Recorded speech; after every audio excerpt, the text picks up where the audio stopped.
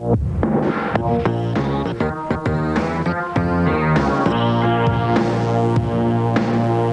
make you feel kind. We're gonna have a good time. Let's get the meaning down. We're gonna spread being nice around. You just go right ahead because it's here and it's now. Just move every bone to a cosmic powwow. Cosmic powwow. Cosmic powwow.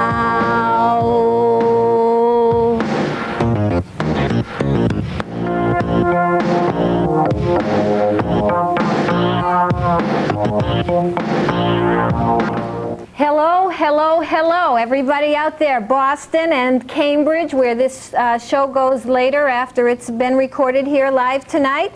I hope everyone is feeling kind of nice and cuddled and snuggly with the rain falling down, soon to be getting a bit colder, I hear.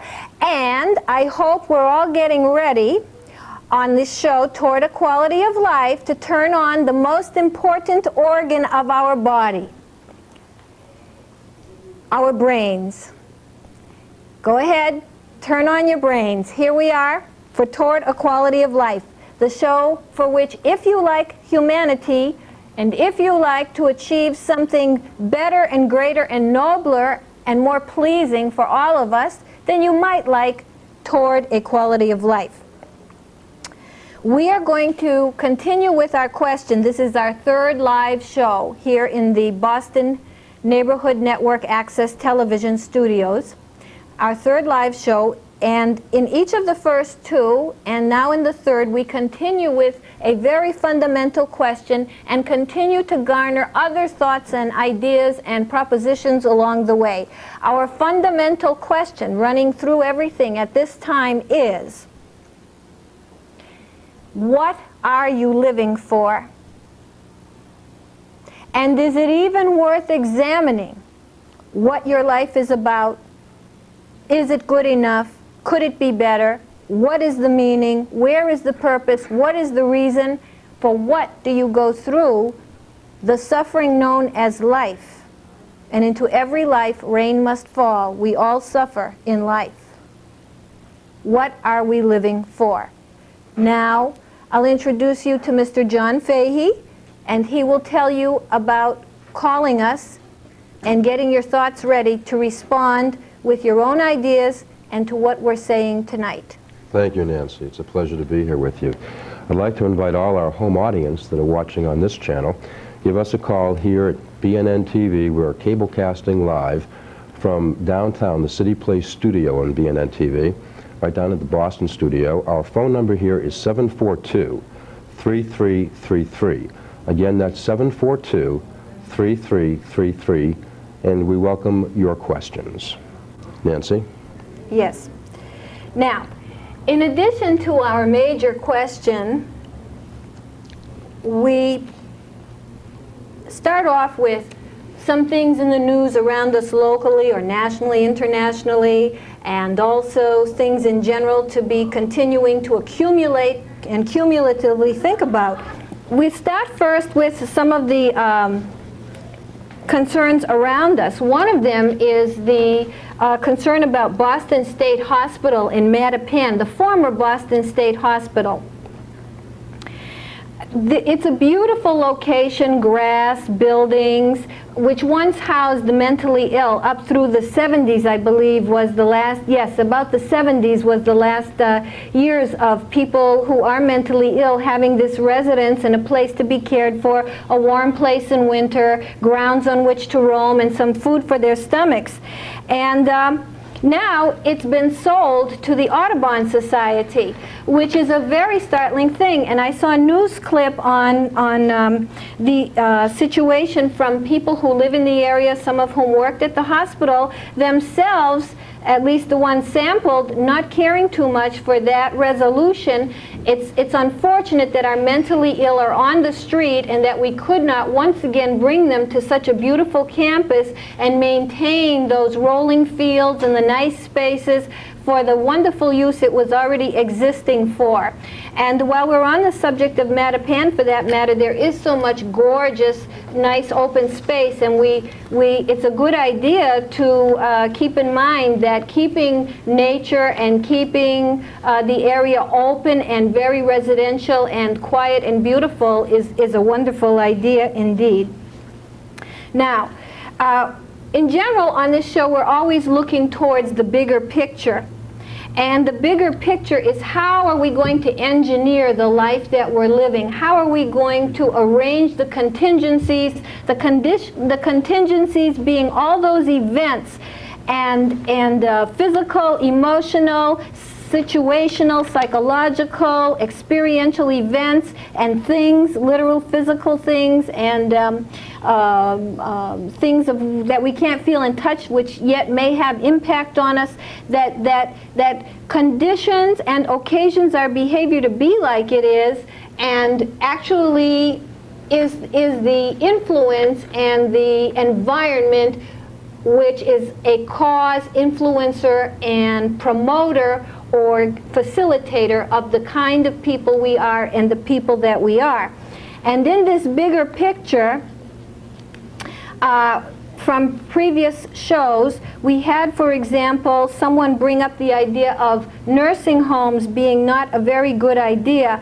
And this would be a very stark, big, we can't just change structures in our whole life by taking big steps usually and addressing major phenomena in one fell swoop. But this is kind of a huge, big situation that we would like to keep in mind as a kind of idea that should be studied and arranged differently in order for life to be better. That is, to not have our old segregated in nursing homes and to not have our young segregated in daycares, where oftentimes, even though daycares have been shown to have some kinds of positive effects and not necessarily be detrimental to children, children cannot get the one-to-one bonded nurturance that human beings need to live by being in daycare. So this idea that we segregate our elderly into nursing homes and we segregate our children into daycares is a large kind of contingency situation that needs addressing to make a culture better, where children don't feel guilty about their parents, parents don't feel lost and alone for being turned out into nursing homes, and children don't go astray or not even realize that something very deep and profound is missing, namely the guidance and safety and security of a one-on-one, long-term, consistent relationship through all the hours of the day. And also remember, too, as a big proposition of contingency that we cannot resolve merely by doing a fell swoop, but something to keep in the background of our minds, is that in order for us to have families, so much is bantered about families. In order to have families, we have to be together.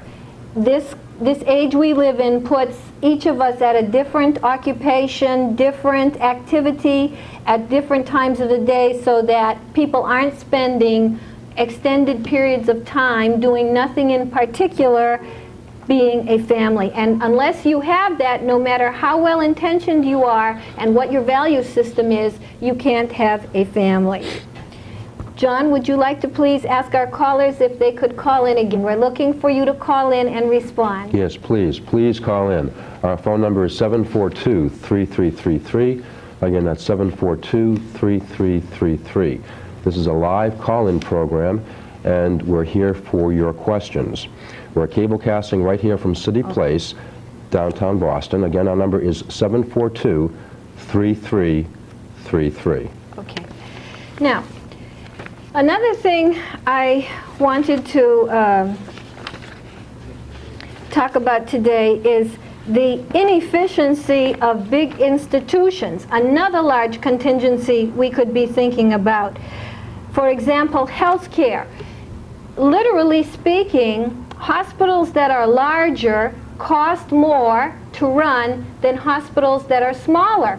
And the efficiency of a large hospital may not necessarily be as effective as the efficiency of a small hospital. And also, a very interesting fact is that the insurance, the proportion of money that is spent on administration for insurance policies of private health care is about 14% on average. The amount spent on administration when the government runs the insurance plan, as in Medicaid and Medicare, is only 2%. Some thoughts to consider when we're thinking about how we want to design health care. Do we want large, less efficient, and more costly with heavy administrative costs? Or, as we had been talking on a previous example, might a nationalized single-payer health system be more to the point? And do we really understand what it is? Do we really have the facts? And let's get aware and let's understand these things more. Let's be aware that we have gaping holes in what we do and don't know to even think about these things. Similarly, schools are oftentimes too large and also running too much procedurally because of this bureaucratic, large institutional system that we have. And so you have some of these situations, such as the boy who was penalized for kissing a girl at a very young age, just giving her a little affectionate peck on the cheek, and then another who was penalized for bringing a pepper he grew to school.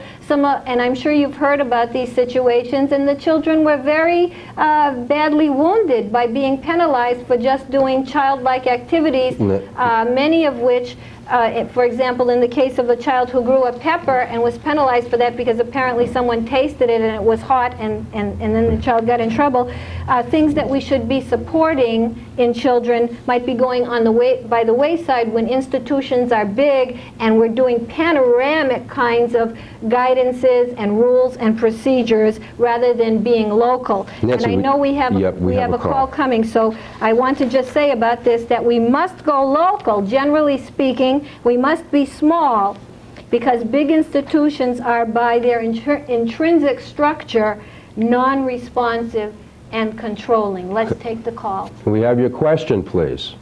Hello? Nancy, I think the caller's there, but it doesn't seem to be getting through to us. So that we have nursing homes, a questionable, and I say not a good idea, daycare. Families must be together if they're to be families. These are large things that can't be done overnight. Most of our changes will come in small stages, but these are kind of background concerns. Healthcare as a big business, healthcare where administrative costs are extraordinarily high, healthcare as a big institution, schools as big panoramic institutions which standardize test children and send their tests off to faraway places when they could and should be teaching them firsthand right before their very eyes, each to his best ability in a way that is best suited to him or herself. Okay. Now, and also just think how, I was thinking today as I waited to start this show, how you can spend your whole day, as I did, interacting or transacting with many people in the day, most of whom you'll never know, not care to know, and spend whole days moving in and out through people and never know them. Now there is a recipe for breeding despair and enemy and loneliness.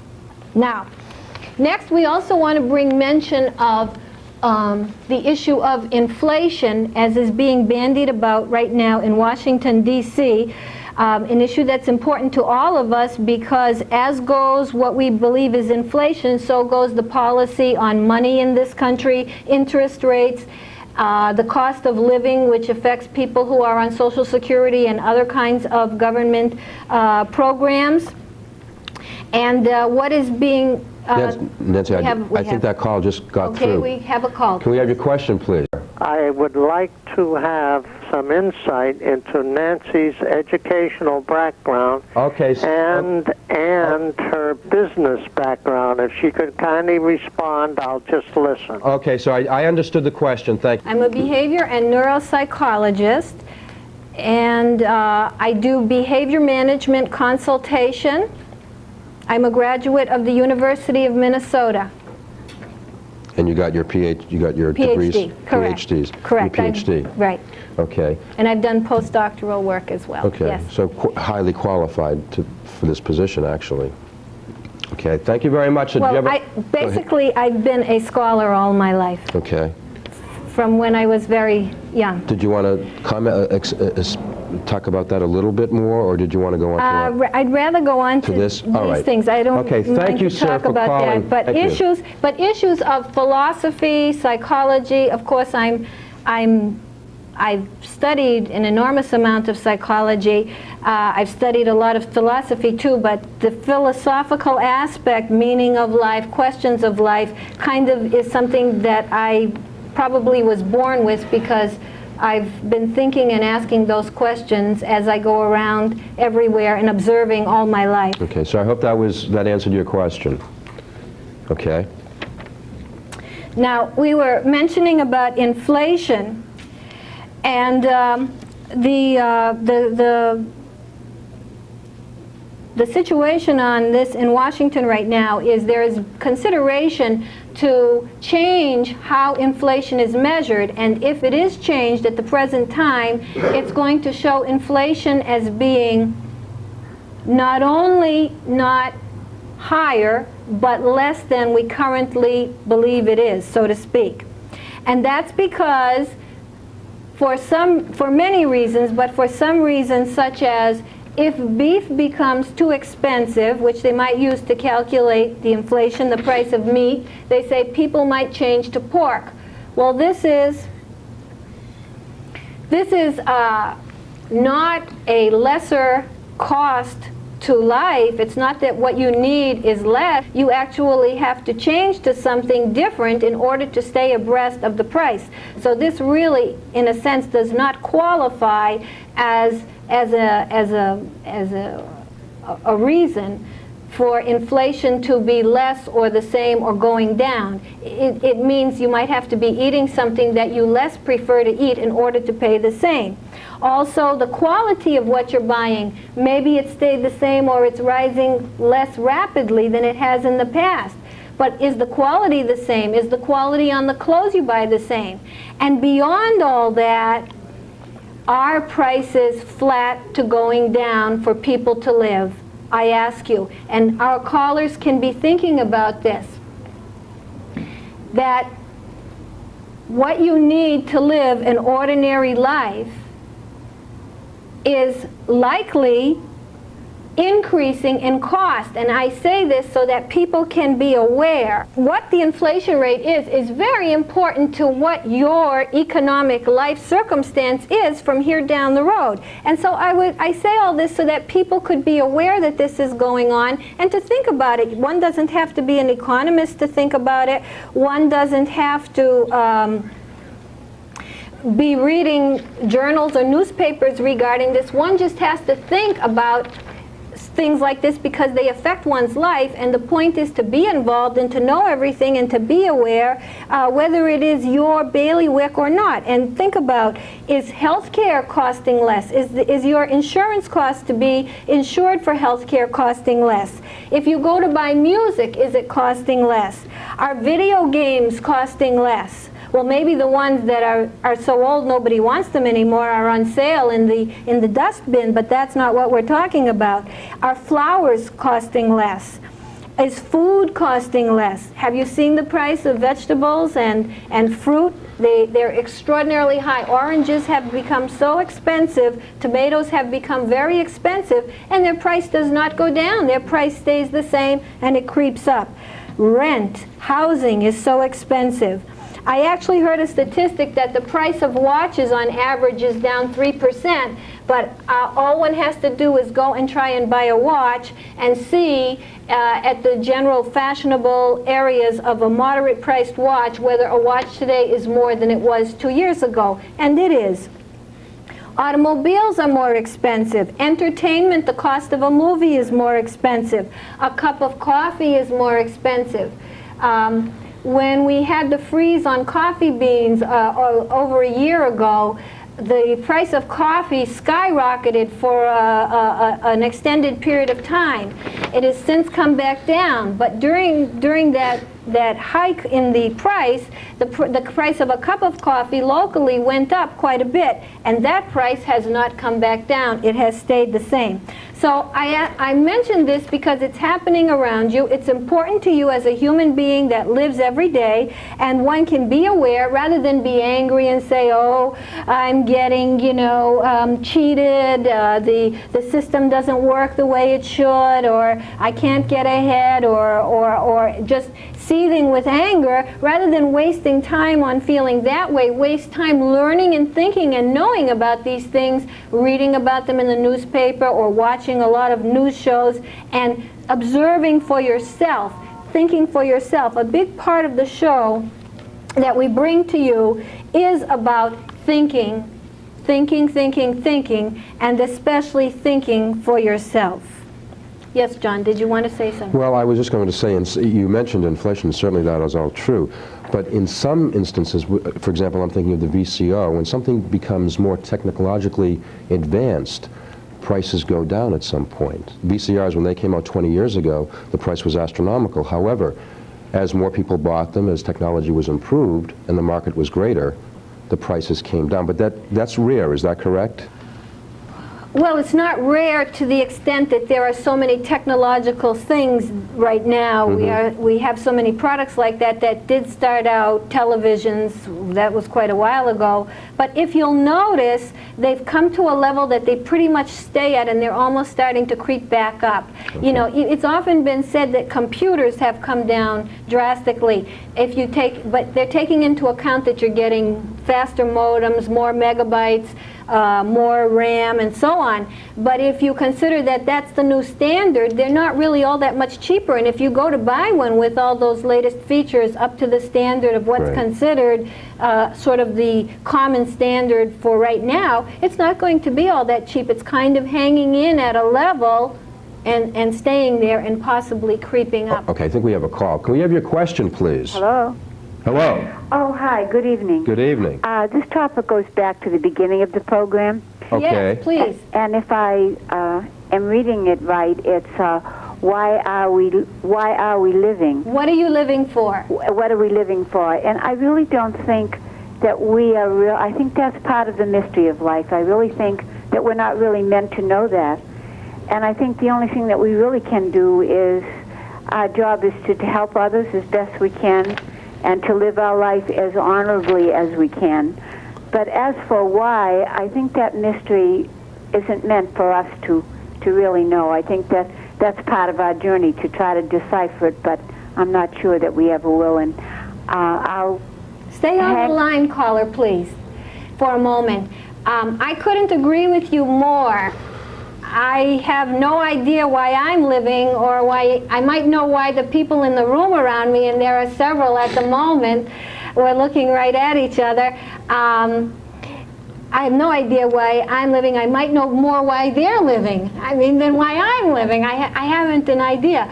So I understand that you just don't have a clue. Life is a mystery. Funny, Madonna, in fact, has said, that's one of the lines of her songs, life is a mystery. Everyone must stand alone. But I'm asking sort of what you did address, what are you living for? In other words, even though you can't know why you're here, where you've been, where you're going, and some people may debate us on that, they may say, oh, we know, we have faith, or we believe in certain kind of belief systems that give us a picture of where we were and where we're going. Some would say there's no life after death, but I'm saying, what are you living for, given that, well, you are here, and life is a lot of suffering, life is some pleasure as well, but can you live without meaning? And what is the meaning? Not to know why you're here, or what does it all mean, or where did you come from, or where are you going, but what, while you are here, are you to make of it? And I know, caller, you said that you would like to help others and do the best you can while you're here. Well, some people say, to hell with others. I'll just go for myself, because because life has no meaning, or I'm not going to give it any thought. What I see right in front of me is the immediacy of something I need or want, and I'm going to go for it. And in fact, I might even take pleasure in hurting people, and if that's what I feel like doing, I'll do it. And if you're still with me, what would you I'm still with you. What would you say to that? Well, I think if you live life just for yourself, your life is a total failure. And I do believe that there is another life, not as we know it now, but when we pass on, I do believe there's another spiritual life. But I think the greatest joy is for living for others and to help the people you love and to help anybody else along the way. And if you just live for yourself, then I think your life is a total waste. It's selfish, and that's what I feel. When I say a mystery of life, I don't think that any of us really know. We're born, but I really don't think we know why we're here. I think that's our journey, and from the beginning of our life to the end, maybe we'll always question it. But I do feel that that you have to try to find the answer in the best way you can, and live life as honorably as you can, and try to help others along the way. And if you do that, then at the end of your life, you can feel that you've done something and your life is not a waste. And I'll hang up and let you. Thank you, Carla. That's very thoughtful and very well said. What about the people who don't feel they even have to think about why they're living, which is the sub-question to that main question that I always put out there? What about the people? What about the people to whom it perhaps doesn't occur to think, what am I living for, just going through life namby-pamby, or... Well, I think they're living in a blank world, and I just think they're totally selfish, and that's the way they are, and they're cold, and they just don't care. That's what I really think. I mean, that's my answer. That's all I can think of. I know a lot of people like that, but I don't think they're truly... They might have dollars and cents, but I really don't think they know what life is all about. And I'll hang up and let you think on that. Thank you very much. Okay, thank you. Thank you. Mr. Fahey, do you have a comment on that? Thank you for calling. That was an excellent question. Do you have a comment on what she said? I think you've Yes. answered it. More callers, please. What are you living for? We're asking, what do you go through all this for? I'm not going to suggest any of the many answers that we know are out there, and we're not saying answers as is, and we'll answer why you're alive. We're just answers of what you make out of life, and does life need a purpose, and should you even be bothering to stop and think, what kind of person am I? What kind of life is this?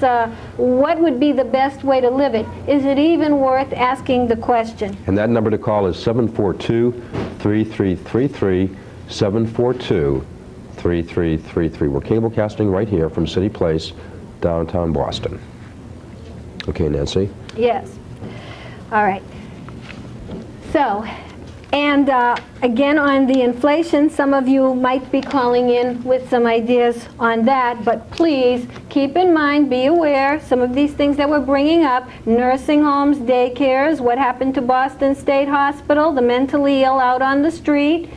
We can change all these things. Those are big things, but these are all part of the bigger picture of imagining how we as a whole society, by each of us being aware, can arrange contingencies, can be conscious of contingencies, and arrange them in the many small ways every day to bring about a better result for ourselves and for everybody else.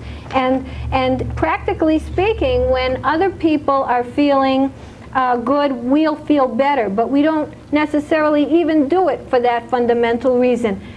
As I have said in the past, we may just want to do it because it's the right thing to do, because it's the best thing to do. And living better than we are, going to a more noble and humanitarian stage, setting ourselves up for a better stage, a better way, a better quality, is a very fulfilling, progressive way to go about what we are. And I'm looking here to see if we have a call. I'm not sure. Okay. And how many minutes do we have remaining, please? 34 into the show. Okay, we have about 25 minutes left. Thank you. All right. Now, another part of this is to remember that our mind is trapped by concepts, by habits, by conditioning, by the contingencies that occasion our behavior. And we are creatures of habit. We are creatures that, because we're made up of habit and because we're made up of the influences of our environment around us, perhaps cannot easily see other things or have perspective or have insight or know anything different or behave anything different than how we are. So it takes a lot of work and it takes a lot of turning on of one's mental and motivational capacity to be more involved, more participatory, more aware, more observing, and more thinking about things, whether they be part of one's area of expertise or not, or indeed whether one is an expert in anything or not. These kinds of ideas and ways of experiencing life are for people young and old, people who are in college or not in college, people who are teenagers, people who are working adults. Anybody can be thinking more and get a better sense instead of just feeling sometimes out on a limb or isolated or in it but not of it. Any and all of us can become more involved and increasingly aware of who we are. And now we have that call. Can we have your call, please? Hello. You're on the air. Can we have your call? Yes. Can you hear me? Yes, we can. Okay. Thank you very much. My question only touches on the quality of life theme of the show, but I was curious whether the good doctor has had any personal clinical experience in the realm of multiple personalities, and I wondered whether or not she even believed in such a phenomena, or is it a hoax? My own view is that I tend to disbelieve it, but I thought where the person involved, that certainly would affect their quality of life. I thought it might have some, relevance to the show. Yes, yes. Multiple personalities is not something I've had a lot of work with. I do know that it's received a lot of attention, and then there have been a lot of people contradicting the number of cases that have apparently come forward as being multiple personality disorder. It's a very long issue. There's a whole part of pathology that is referred to as personality disorder. One of the many kinds, and one of the less prevalent kinds being multiple personality disorder. Oh, and it comes to mind the issue of Sybil. Remember the movie Sybil? Yes. Generally speaking, personality disorders, people can be racked with some very gripping kinds of emotional turmoil and character kinds of disturbances that they have to deal with, that they may be aware of, that they may not be aware of. And it is feasible that at different times they could behave in ways that you might not be used to, that don't seem characteristic of them. So generally speaking, is it possible to be kind of almost entirely different at one time because of something that might occasion you to go into another kind of modality? Theoretically, and in certain kinds of circumstances, such things are possible, but the commonplace idea that it would be very easy and one would just switch in and out, there's a lot of controversy about that, and whether these kinds of things are being suggested to people or whether they're kinds of fictitious or easy descriptions of situations is an open question. So if you're talking about it in the popularized way, there are a lot of questions about that kind of a notion of multiple personality disorder. But can people have entirely different moods and attitudes and ways of of being, given different kinds of circumstances that trigger these whole different, and can they be different people, so to speak, without realizing it and without being in control, because of needing to deny something that they can't face. And we all have denial, and we all deal with it in different ways. Are there parts of us that may have learned to adopt fantasy kinds of personas in order to not experience pain? Yes, such kinds of things are feasible. It's not me. Yes. My understanding of multiple personalities may not be perfect, but my understanding is that the theory is that multiple personalities are not one personality that has been fragmented, but in fact totally. So you're still there? Have we been disconnected? I think your last sentence. Hello? Yes, here we are. Yeah, okay, I'm sorry. I was asking whether or not the theory about totally different personalities, as many as 200 I've heard, can exist in the same mind, as opposed to just having one fragmented psyche. Yes, to me, that one may become and go into other modalities that are safer places, maybe based on fantasies or escapism or, twisting things around for inability to deal with pain. Yeah. But hopping to many kinds of personalities just at the drop of a hat or for no reason in particular is a curious phenomenon indeed, and it may not fit technically the description of what is meant by multiple personality disorder. In other words, the adoption, really unwittingly and through a lot of pain, of other ways of being, while you are alive. Not being able to be yourself, so to speak, or fragmented, as you put it, not a whole integrated person. That's a very good way of putting it. That's the more clinically succinct concept of a multiple personality disorder. It would be like a tortured child, mentally or emotionally tortured, having many rooms in the same house to be able to go to. And that is a metaphor. When you hear people talk about it, often when they do get to the bottom of some of these kinds of things, they do speak of unfathomable pain as the roots of this kind of, it even involves a certain sense of derealization and depersonalization, where you have to become unreal and unpersonalized.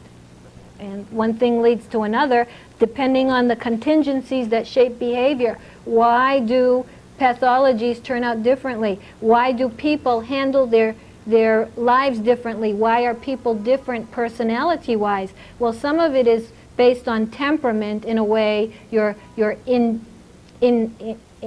indigenous kind of temperament, but so much of it is based on all the little nuances, all the nooks and crannies, all the twists and turns of your contingency tree, all the little sighs and whispers and punishments for particular kinds of complex, emotionally subtle nuances that are the part of our human experience, and all these things in combination in a multifarious, myriad way sort of craft the kind of personality to a great degree, or habit, or creature, or human kind of behaving being that you are. So it's individual experience in a way too, and sort of the kind of dynamic pressures underneath that lead to the unique kind of individual that each person is, and the unique kind of ways that people get through or organize themselves to get by. Okay. Okay, Nancy, did you want to go on? Thank you very much for Thank that call, you. sir. We now have about 15 minutes left, and I did have another topic to go past, but time goes by fast, yeah. Nancy. We're down to about 8 minutes now. Oh, we're down to 8 minutes. Right. So rather than We're down to 8 minutes? Okay, so rather than move on that, I think I'd like to stick with a review of what we've spoken about today. Number one, depression is an endemic and epidemic in our culture. In fact, it's probably becoming more of a phenomenon around the world. And when we look at depression, we have to ask ourselves, what are the contingencies? What are the lifestyles? What is the experience individuals go through every day that could be having an influence on depression? Not just what are the chemicals. The chemicals are you. Everything you're doing is a chemical. Being able to move my arm, talk to you, as the thoughts that I'm thinking has to do with a chemical. I see we have a call coming. Can we have your call, please? Hello, Nancy. Here we are. Okay.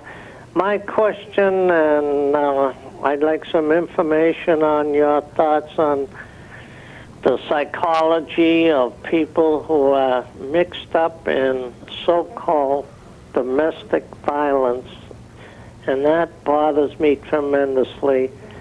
Someone trying to exert their will on someone else physically and violently. Is this the way that our people are turning to violence to get their way? Could you comment on that, Nancy? Yes. Please? All right, we have 4 minutes to go, so I will try to... Nancy, a little longer than that. The tape that we usually have at the end of our show won't be available. So how many minutes do we have about, total? I'd say about 12 minutes left. Okay, and we will need for the credits sometime as well, right? So. But that should handle it. I'm here with you, Carla, sorry. Okay, the domestic violence issue. Now, I know sometimes women have been accused of beating up their husbands. There have been cases like this. But generally speaking, it's mostly women who complain about being beaten by men. Of course, emotional abuse, I suppose, could be suffered by men through women. And why do people do this? Well, the answers I would love to, I have no problem talking about this, and I wish we had a longer time. The answers to why we are violent is not only today. Today, it's more out of the closet, the violence. The fact that people who have physically more prowess or hierarchically more prowess, and in this particular case it happens to be male versus female, for example, is traditionally a situation that enables that person to take advantage, and when one has an advantage, historically and traditionally, one takes an advantage. And if we look to the animal kingdom, although we don't see violence, you can see the idea that the strongest are at the top and the weakest fall by the wayside and sometimes are ignored by the group. But humans take that even further, and they use it to their advantage, and they have very complex psychologies in the case of a male psychology of why they need to beat up. They beat up because they're frustrated. They beat up because they have angers that are not catharsis. They beat up because they may not feel they're up to a certain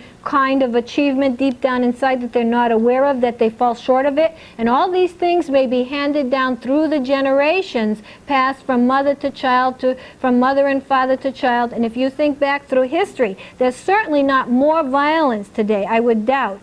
What's more today is this loosening of it, of people standing up and finally daring to escape it. And one commonly asked question, say, regarding women is, why do women stay in situations where they're being abused, physically, for example? And that's another very complex question, but believe me, it's back to somewhat what I was saying before, that you're a creature of habit.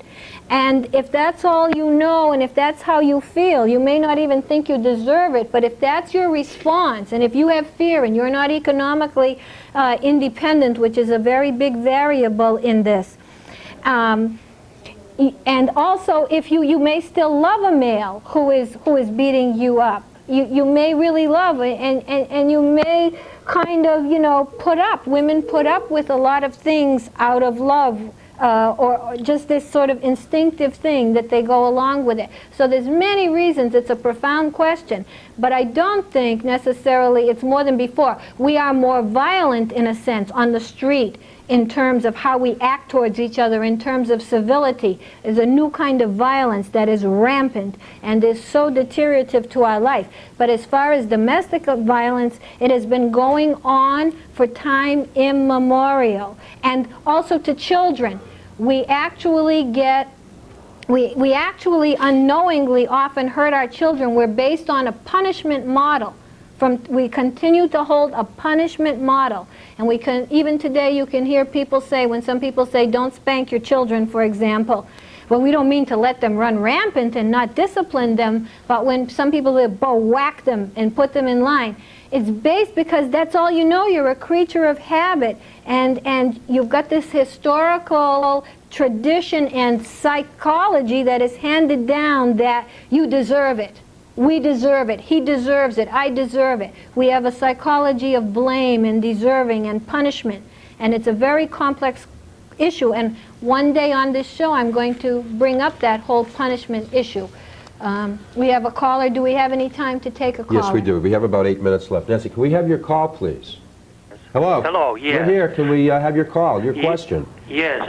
Nancy, following along in the line of violence, there was a news story today on the media about a second-year-old, second-grade student who asked some of his peers, in other words, other second graders, to kill some little girl in his own class because she wouldn't be his girlfriend. I don't know whether you heard that or not. No, I didn't. They tried to suffocate her, and they nearly succeeded. Now, where did that impulse come in a child who's probably 7 years old? And they're able to not only have that thought themselves, but recruit others to perform this heinous act. You know, we think of children as being innocent and forthright and honest. How could that possibly exist in a group of children who are 7 years old? Could you possibly deal with that? I love that question. Number one, believe it or not, children are innocent. They're born out of the womb innocent. There aren't evil children, and that's a whole long story. But, we also talked about this on another show, the media, television. First of all, we have an instinct to kill. Human being is the most killing animal in the whole world. Okay? And that's from time immemorial. You can remember Attila the Hun. You can remember Chaucer's people out in the woods in 1200 in merry old England killing each other. You can remember the serfs and feudalism in Europe. You can remember the legacy of China, which goes on today. You can remember the United States today as it is. We have a tendency to kill. We even say lightly, I'll kill you, and we might not mean it. You know, somebody shows up late, we say, I'll kill you. You know, when we say things, it doesn't mean we're going to go out and kill. But this is coming, it's in us to be vicious. It's in us to kill. We do have a killer about us. We go out in the woods, we kill deer just because we want to kill. Some of the hunters, they do it point blank, 1 foot away, or 1 foot may be an exaggeration, but they do it very conveniently because they want the hunt, they want to kill. So number one, we have that. Now the idea is, in a civil society, you can't go around killing. And the whole issue of what do we do with people who try to or want to, the whole issue of the death penalty and ostracism in jails and secluding these people so they can't harm us because we don't want to be harmed, and at least we've come to the point where we realize that you can't run things, and plus you don't want to run things if you know that people can harm you. So we've made some stages of progress towards that. But beyond the instincts, we also have television. Children being brought up without, again, this bonding, this day-to-day interaction, reference point, chit-chat over nothing in particular, safety, security, that sort of goes unstated but understood by being around and with each other, significant people that care about you. And instead of this, we have a mayhem world, we have a rushing world, a splintered world, a fragmented world, and we have television as the caretaker, the internet, we have the video games. And what do we have as a solution? Not only as a solution, as a modality, as a way to be. Kill, kill, kill, kill, kill. Okay. All right, thank you very much. Okay, And there's many, many other reasons. Thank you. Nancy, we have just about 2.5 to 3 minutes left in the program. Yes, and there's many other reasons. And it's becoming very common now, like the couple that may have killed the baby that they just had, that case. It's becoming very common to kill at the drop of a hat or with abandon or as a solution. But if our children are saying kill, believe me, television tells them that. It's always showing somebody planning to kill someone over insignificant situations. Just flick the channels. To summarize, as we close, continue to think, what are you living for? Continue to be aware of whether there is inflation, and be aware of so many things around you, of how they'd work better, and all the small and big things that could come into effect to making life a more meaningful and pleasant proposition for us all. And please also remember, too, that we always love our animals. Mr. Aurelia, who's here running a camera tonight, had a show last night in our studio where some dogs of Boston were in this studio coming to say hello, and it was very cute. We love our animals. And I, at that time, unfortunately, had to remember as well all the animals that are not happy, all the animals that are in torturesome pain, in experimentation, at this very moment, tomorrow and the next day and the next, the monkeys, the cats, the dogs, even the rats in laboratories all around this area and around the world. So please raise your voice, because their only reason for being there is the bad luck to have 4 paws and a fur coat. And we all know the expression, there but for the grace of God go I. So I say to you, thank you for tuning in, and enjoy the nature, enjoy the rain, and be outside, be aware of the outside, go outside, be at windows, don't close yourself in, be part of nature through every season. And good night to you, John. Thank you, and I think you should mention our callers as well. They had excellent questions. Excellent, very, very, with more comments, which is wonderful. Very nice commentary, and thank you to all the crew that I'm looking at, whom you can't see right here. And good. Thank you for being with us. Thank you for joining us. Join us next month. Toward a quality of life. Thank you.